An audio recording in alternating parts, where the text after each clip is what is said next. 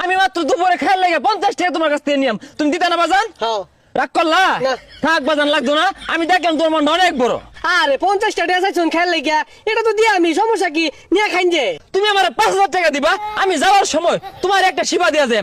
এই শিবাটা সাথে রাখলে তোমার সাথে কেউ প্রতারণা করতে পারবো না। কতটা পথ আইতে আইতে আইলাম, এটা মুরগিও পাইলাম না। বুঝে বলদ বানায় কিছু টাকা পয়সা নুন দেবো। এই যে একটা দেখ কেমন হচ্ছে বলদ। রাগ করলা বাজান? আর না এরা কিছু কইলেন না, কিছু হলেন না, আমি রাগ করাম কে রে? দেহি বাবা তোমার আত্রা, তুমি যে রাইতে ঘুমায় যাও, কথাটা ঠিক না? হ্যাঁ। সকালে ঘুমোতে উঠো, হ্যাঁ। কথাটা ঠিক না? হ্যাঁ। রাগ করলা বাবা? না।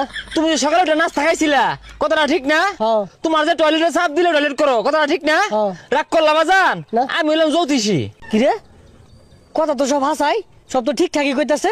বাজান আমি একজন জ্যোতিষী বাজান।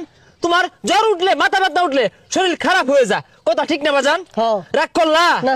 পৃথিবীতে 18,000 মাখলুকাত আছে, চলার পথে, যাতায়াতের পথে, বিভিন্ন জায়গায় এদের সাথে দেখা হতে পারে। তুমি সহজে সবাইকে বিশ্বাস করো। কত চিটার বাটপার আছে, এদেরকে তুমি সহজে বিশ্বাস করো, কথাটা ঠিক না বাজান?